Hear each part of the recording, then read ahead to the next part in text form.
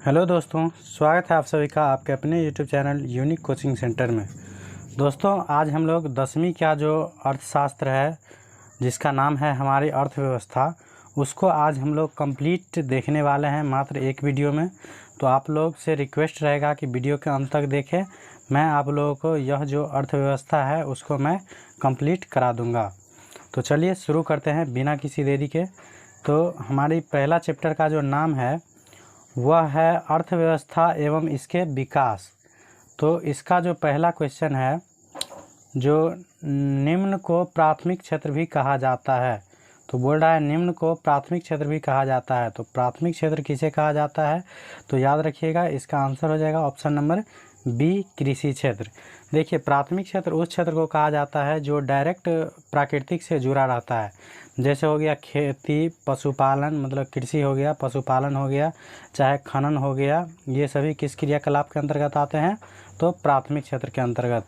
याद रखिएगा, उद्योग आता है द्वितीयक क्षेत्र के अंतर्गत और सेवा आता है तृतीयक क्षेत्र के अंतर्गत। तो ये भी मैं जो एक्स्ट्रा बताता हूँ आप उसे भी ध्यान से सुने, इससे भी काफ़ी ज़्यादा क्वेश्चन बनने वाला होता है। तो आप लोग निश्चित रूप से इसे ध्यानपूर्वक सुने। चलते हैं हम लोग फिलहाल दूसरे क्वेश्चन की ओर। दूसरा क्वेश्चन हमारा है जो निम्न में से कौन से देश में मिश्रित अर्थव्यवस्था है। तो निम्न में से किस देश में मिश्रित अर्थव्यवस्था है, तो इसका आंसर हो जाएगा option number C, Bharat. Bharat में क्या है, मिश्रित अर्थव्यवस्था। मिश्रित अर्थव्यवस्था में क्या होता है, तो पूंजीवादी और समाजवादी दोनों का मिक्स रूप होता है, याद रखिएगा। नेक्स्ट हमारा तीसरा क्वेश्चन है जो भारत में योजना आयोग का गठन कब किया गया। तो भारत में योजना आयोग का गठन कब किया गया, तो याद रखिएगा इसका आंसर हो जाएगा ऑप्शन नंबर ए, 15 मार्च 1950 ईस्वी में। याद रखिएगा योजना आयोग का पदेन अध्यक्ष कौन होता था, प्रधानमंत्री। तो 15 मार्च 1950 को जो योजना आयोग बना था उसका प्रथम अध्यक्ष कौन बना था, तो हमारे देश के प्रथम प्रधानमंत्री थे पंडित जवाहरलाल नेहरू। तो इस प्रकार अगर योजना आयोग के पहले अध्यक्ष पूछा जाए तो याद रखिएगा जवाहरलाल नेहरू। वर्तमान में क्या हुआ है, तो योजना आयोग का विघटन करके एक नया आयोग बना दिया गया है। उस नया आयोग का नाम है नीति आयोग। याद रखिएगा, नीति का फुल फॉर्म होता है national institution for transforming India. तो नीति आयोग का अगर गठन पूछेगा कब हुआ था, तो याद रखिएगा 1 जनवरी 2015 को।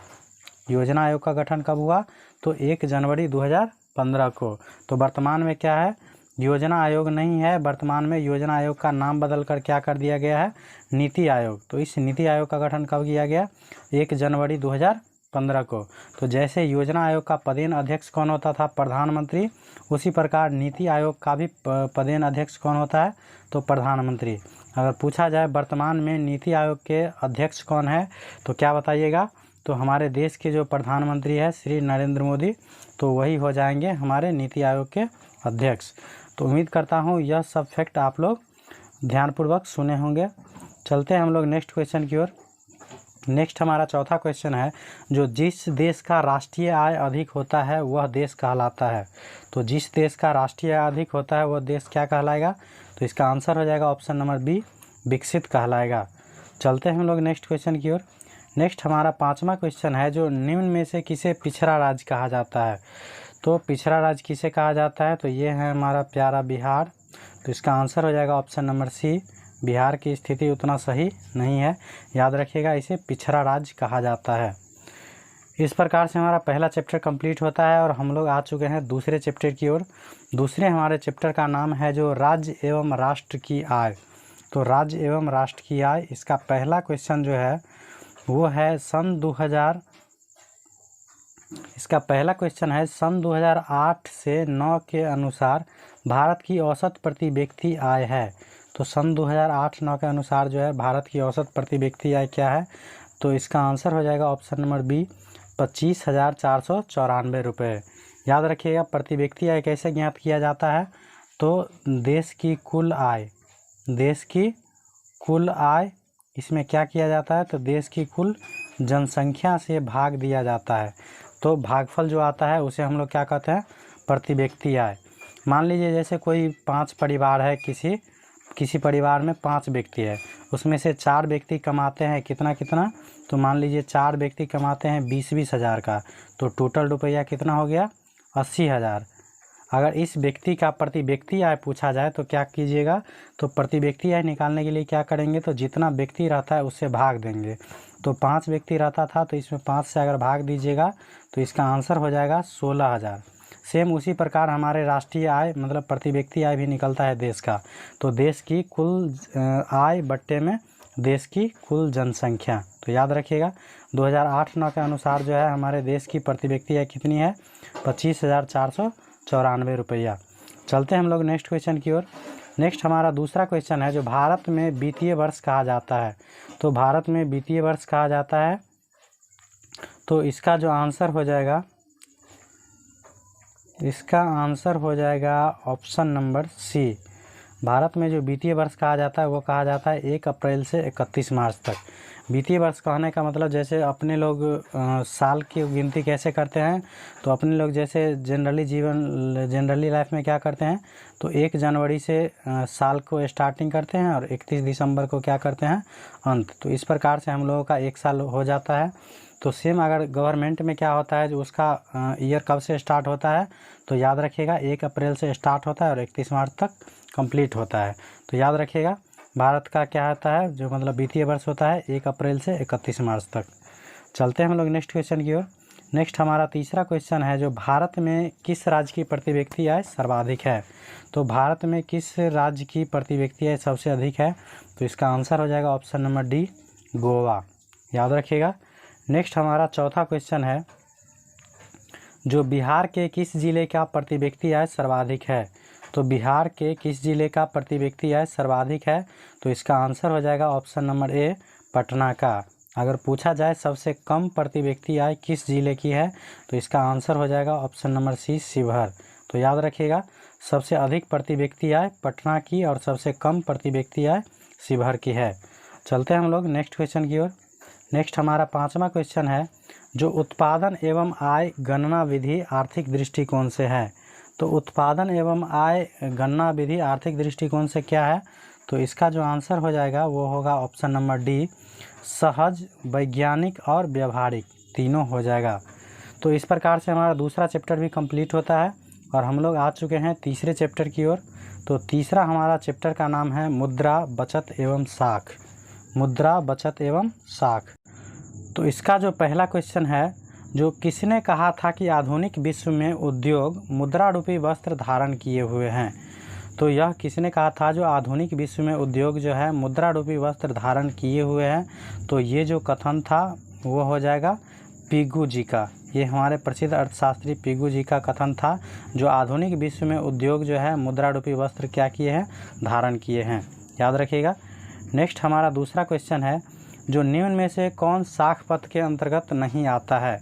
तो साख पत्र के अंतर्गत कौन नहीं आता है, तो देखिए चेक आता है साख पत्र के अंतर्गत, बैंक ड्राफ्ट भी आता है, हुंडी मतलब चेक भी एक प्रकार से क्या होता है, साख पत्र के अंतर्गत आता है। तो इसका आंसर हो जाएगा ऑप्शन नंबर डी, कागजी मुद्रा जो है वह साख पत्र के अंतर्गत नहीं आता है। चलते हैं हम लोग नेक्स्ट क्वेश्चन की ओर। नेक्स्ट हमारा तीसरा क्वेश्चन है जो वस्तु विनिमय प्रणाली की मुख्य कठिनाई थी। तो देखिए वस्तु विनिमय प्रणाली किसे कहते हैं, तो वस्तु विनिमय प्रणाली का मतलब हुआ वस्तुओं का आदान प्रदान। सोचिए जब अभी अपने लोग के पास क्या है, पैसा है, तो किसी वस्तु को कीमत लगा लेते हैं, मतलब दाम लगा देते हैं। पहले जब मान लीजिए जब मुद्रा का आविष्कार नहीं हुआ था उस टाइम में क्या चल रहा था, तो वस्तु विनिमय प्रणाली चलता था। वस्तु विनिमय प्रणाली का मतलब हो गया जो एक वस्तु के बदले में दूसरे वस्तु का आदान प्रदान। जैसे मान लीजिए एक व्यक्ति को चावल की ज़रूरत है और दूसरे व्यक्ति की आटा की ज़रूरत है, तो क्या करता था, वह आटा चावल वाले को दे देते थे और चावल वाले से चावल ले लेते थे। तो इस पद्धति को क्या कहते थे, वस्तु विनिमय प्रणाली। तो वही पूछ रहा है जो वस्तु विनिमय प्रणाली की मुख्य कठिनाई क्या थी। तो ऑप्शन ए में है आवश्यकताओं के दोहरे संयोग का अभाव, बी में है मूल्यवान की कठिनाई या मूल्य मापन की कठिनाई, सी में है दोनों और डी में है इनमें से कोई नहीं। तो इसका आंसर हो जाएगा सी, दोनों हो जाएगा। देखिए आवश्यकता के दोहरे संयोग का अभाव, इसका मतलब क्या हो गया, मान लीजिए किसी के पास चावल है और दूसरे के पास मान लीजिए गेहूं है, तो चावल वाले का क्या है, चावल वाले को ज़रूरत है आटे की और गेहूं वाले को ज़रूरत है मान लीजिए किसी और तेल की, तो ऐसे में क्या होता है, जो आवश्यकता के दोहरे संयोग का अभाव हो जाता है। जैसे मान लीजिए मेरे पास जो वस्तु रहेगा और दूसरे के पास जो वस्तु रहेगा, दोनों को एक दूसरे की ज़रूरत होगी, तभी क्या करेंगे हम लोग, आदान प्रदान करेंगे। अगर ज़रूरत नहीं होगा तो क्या करेंगे हम लोग, आदान प्रदान नहीं कर सकते। तो ऐसा संभव मतलब नहीं होता था हमेशा। तो यह एक समस्या थी। दूसरा समस्या थी जो मूल्य मापन की कठिनाई। मूल्य मापन की कठिनाई का मतलब हो गया, मान लीजिए अगर आप 1 केजी चावल लीजिएगा, मतलब 1 सेर चावल मान लीजिए और एक सेर घी मान लीजिए। अगर आप लोग उस टाइम में वैसे मापन की आवश्यकता नहीं थी, मापन की मतलब पद्धति प्रचलित नहीं थी। तो समझिए मान लीजिए अगर कोई व्यक्ति घी चाहिए और वह चावल देगा उसके बदले, तो आप कैसे पता करेंगे जो मतलब इस घी के बदले हमको चावल कितना देना पड़ेगा। अभी ना मान लीजिए हम लोग मूल्य की मुद्रा का आविष्कार हो चुका है, तो मान लेंगे जो घी 500 रुपये केजी है और चावल 50 रुपये केजी है, तो मान लीजिए अगर 1 केजी हम घी लेंगे तो इसके बदले में क्या करना पड़ेगा, हमको 10 केजी चावल देना पड़ेगा। तो उस टाइम में क्या था, मुद्रा का आविष्कार नहीं होने के कारण हमको किसी वस्तु के मूल्य मापन में कठिनाई होती थी। तो इस प्रकार मान लीजिए अगर किसी को चावल के बदले घी चाहिए तो वह कितना चावल के बदले कितना घी देगा, ये कन्फर्म नहीं होता था। तो इस प्रकार से हमारा आंसर हो जाएगा ऑप्शन नंबर सी। उम्मीद है मैं जो समझाना चाहता हूँ आप लोग समझ सकते हैं। अगर फिर भी कोई कठिनाई हो तो आप लोग कमेंट बॉक्स में लिख सकते हैं, आपको मैं 24 घंटे के अंदर रिप्लाई करने का प्रयास करूँगा। चलिए फिलहाल चलते हैं हम लोग नेक्स्ट क्वेश्चन की ओर। नेक्स्ट हमारा चौथा क्वेश्चन है जो मुद्रा का प्राचीनतम रूप है, मतलब मुद्रा का जो है सबसे प्राचीन मतलब पुराना रूप कौन सा है। तो इसका आंसर हो जाएगा ऑप्शन नंबर सी, वस्तु मुद्रा के रूप में पहले प्रचलित था। नेक्स्ट हमारा 5वां नंबर क्वेश्चन है जो किस धातु का मुद्रा के रूप में सर्वाधिक प्रयोग हुआ है। तो पूछ रहा है कौन सा ऐसा धातु है जिसका उपयोग मुद्रा में सबसे अधिक किया गया है। तो इसका जो आंसर हो जाएगा, इसका आंसर हो जाएगा ऑप्शन नंबर डी, चांदी एवं सोना का सबसे अधिक उपयोग मुद्रा के रूप में किया गया है। चलते हैं हम लोग नेक्स्ट 6 नंबर क्वेश्चन के पास।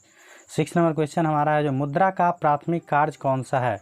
तो मुद्रा का जो सबसे प्राथमिक कार्य कौन है, तो इसका आंसर हो जाएगा ऑप्शन नंबर डी, विनिमय का माध्यम। तो याद रखिएगा मुद्रा क्या है, एक प्रकार का विनिमय का माध्यम। विनिमय का मतलब होता है आदान प्रदान। मुद्रे के सहारे हम किसी वस्तु को क्या करते हैं, दाम लगा देते हैं और उस वस्तु के बदले दूसरा वस्तु कितना होगा इसका हम लोग मापन सही से कर सकते हैं। तो याद रखिएगा मुद्रा का प्राथमिक कार्य क्या है, तो विनिमय का माध्यम। नेक्स्ट हमारा 7वां नंबर क्वेश्चन है जो बचत को प्रभावित करने वाले प्रमुख तत्व है। तो बचत को प्रभावित करने वाले प्रमुख तत्व कौन से हैं। तो इसका जो आंसर होना चाहिए, इसका आंसर हो जाएगा ऑप्शन नंबर डी होना चाहिए। इसका आंसर ऑप्शन नंबर डी होना चाहिए। वैसे आप लोग बता दीजिएगा कमेंट में। बचत करने की क्षमता भी होना चाहिए, बचत करने की इच्छा होना चाहिए और बचत करने की सुविधा। तो इसका आंसर हो जाएगा ऑप्शन नंबर डी। नेक्स्ट हमारा दूसरा क्वेश्चन है जो इनमें से कौन संस्थागत वित्त का साधन है। तो संस्थागत वित्त का साधन कौन है, तो इसका आंसर हो जाएगा ऑप्शन नंबर सी, व्यावसायिक बैंक। याद रखिएगा। नेक्स्ट हमारा तीसरा क्वेश्चन है जो भारत के केंद्रीय बैंक कौन है।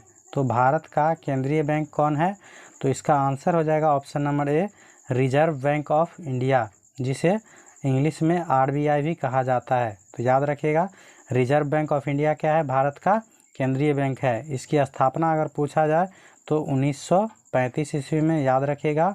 और रिजर्व बैंक को क्या कहा जाता है, बैंकों का बैंक कहा जाता है। तो याद रखिएगा भारत का केंद्रीय बैंक कौन सा है, रिजर्व बैंक ऑफ इंडिया, जिसे RBI भी कहा जाता है। इसकी स्थापना कब हुई थी, 1935 ईस्वी में, और इसे क्या कहा जाता है, तो बैंकों का बैंक। चलते हैं हम लोग फिलहाल नेक्स्ट क्वेश्चन की ओर। नेक्स्ट हमारा चौथा क्वेश्चन है जो राज्य में कार्यरत केंद्रीय सहकारी बैंकों की संख्या कितनी है। तो राज्य में जो केंद्रीय सहकारी बैंकों की संख्या कितनी है, तो इसका आंसर हो जाएगा ऑप्शन नंबर डी, 25 है वर्तमान में। चलते हैं हम लोग नेक्स्ट 5वें क्वेश्चन की ओर। 5वां क्वेश्चन हमारा है जो दीर्घकालीन ऋण प्रदान करने वाली संस्था कौन सी है। तो दीर्घकालीन ऋण प्रदान करने वाली संस्था का मतलब हो गया ऐसा संस्था जो लंबे समय के लिए ऋण प्रदान करता है। तो इसका जो आंसर हो जाएगा, इसका आंसर हो जाएगा ऑप्शन नंबर सी, इसका आंसर हो जाएगा ऑप्शन नंबर सी, भूमि विकास बैंक। तो याद रखिएगा, भूमि विकास बैंक एक ऐसी संस्था है जो लंबे समय के लिए क्या देती है, ऋण देती है। चलते हैं हम लोग नेक्स्ट क्वेश्चन की ओर। नेक्स्ट हमारा 6ठा नंबर क्वेश्चन है, जो भारत की वित्तीय राजधानी किस शहर को कहा जाता है। तो भारत की वित्तीय राजधानी किस शहर को कहा जाता है, तो इसका आंसर हो जाएगा ऑप्शन नंबर ए, मुंबई को। नेक्स्ट हमारा 7वां नंबर क्वेश्चन है, जो सहकारिता प्रांतीय सरकारों का हस्तांतरित विषय कब बनी। तो इसका आंसर हो जाएगा ऑप्शन नंबर बी, 1919 ईस्वी में। नेक्स्ट हमारा 8वां नंबर क्वेश्चन है, जो देश में अभी कार्यरत क्षेत्रीय ग्रामीण बैंकों की संख्या कितनी है।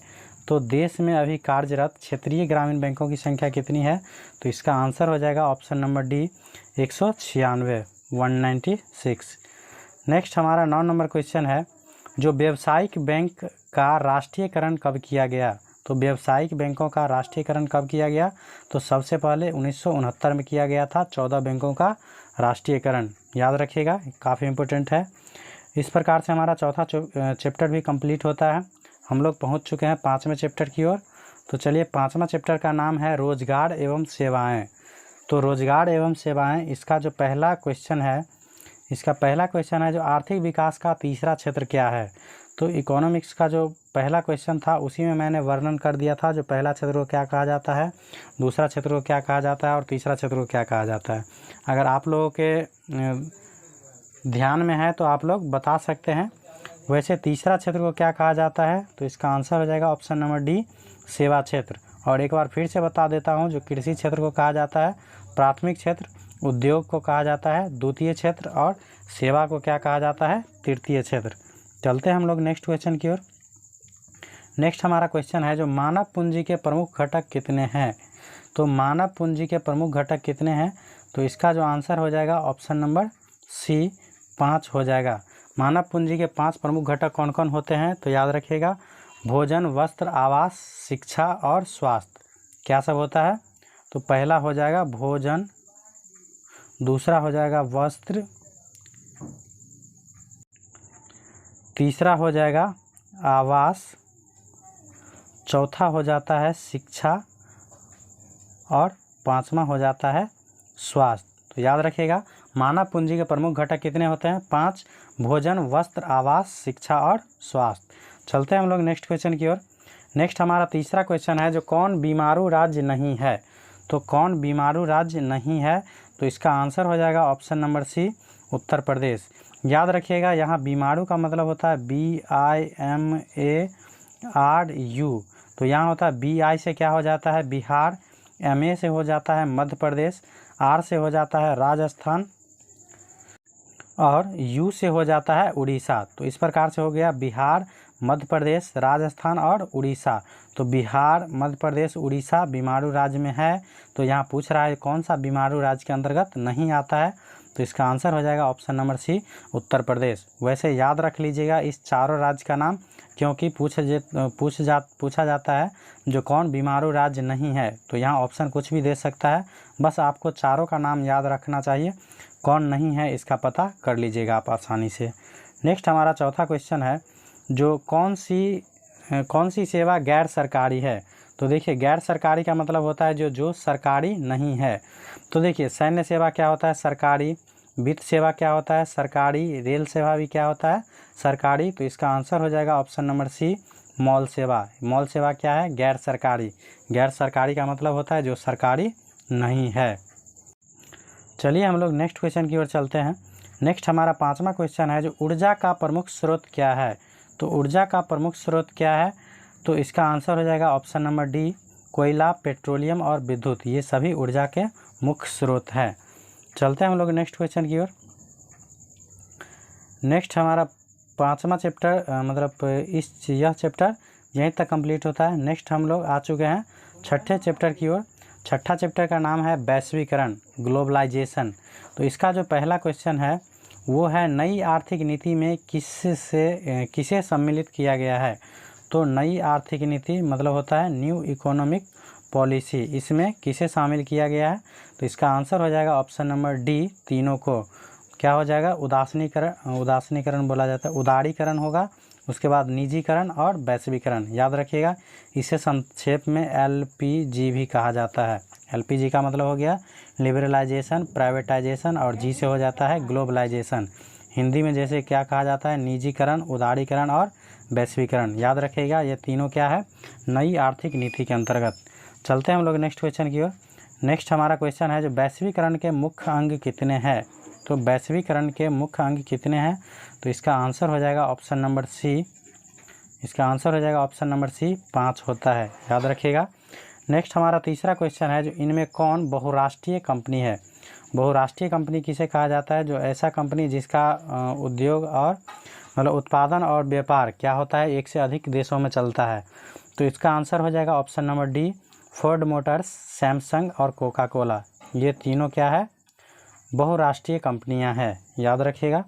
नेक्स्ट हमारा चौथा क्वेश्चन है जो वैश्वीकरण का अर्थ है। तो वैश्वीकरण का अर्थ क्या है, तो इसका जो आंसर हो जाएगा ऑप्शन नंबर बी, व्यापार, पूंजी, तकनीक, हस्तांतरण, सूचना प्रवाह द्वारा देश की अर्थव्यवस्था का विश्व की अर्थव्यवस्था के साथ समन्वय, ये होता है वैश्वीकरण। चलते हैं हम लोग नेक्स्ट क्वेश्चन की ओर। नेक्स्ट हमारा 5वां क्वेश्चन है जो पार्ले समूह के थम्स अप ब्रांड को किस बहुराष्ट्रीय कंपनी ने खरीद लिया। तो किस बहुराष्ट्रीय कंपनी ने खरीद लिया था, तो इसका आंसर हो जाएगा option number A, Coca Cola. चलते हैं हम लोग आज के लास्ट चैप्टर की ओर। लास्ट हमारा 7वां चैप्टर है जो उपभोक्ता जागरण एवं संरक्षण। उपभोक्ता जागरण एवं संरक्षण। तो इसका जो पहला क्वेश्चन है वो है भारत उपभोक्ता संरक्षण अधिनियम की घोषणा कब हुई।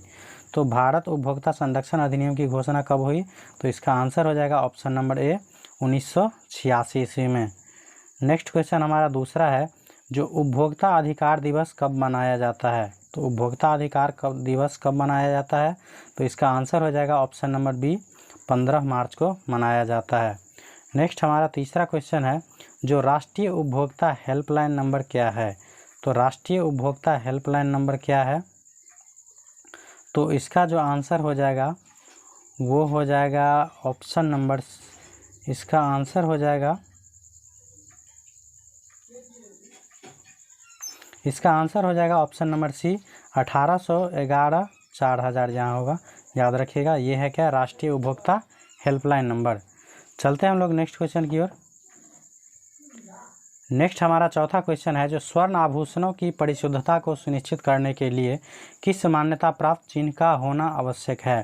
तो याद रखिएगा स्वर्ण आभूषणों या चाहे जेवर उवर जो बोलते हैं उसकी परिशुद्धता को सुनिश्चित करने के लिए कौन सा निशान रहना चाहिए, तो इसका आंसर हो जाएगा ऑप्शन नंबर बी, हॉलमार्क का निशान रहना चाहिए।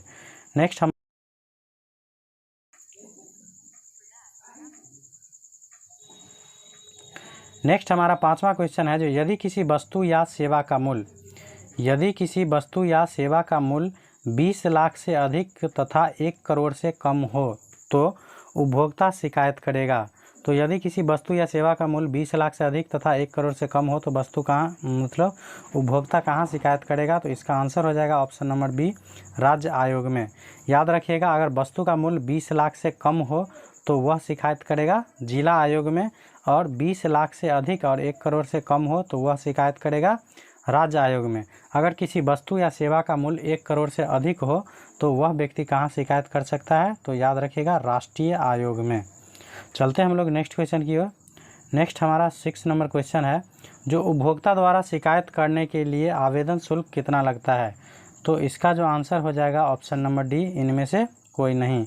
याद रखिएगा उपभोक्ता द्वारा शिकायत करने का शुल्क क्या होता है, 0, मतलब कोई चार्ज नहीं लिया जाता है।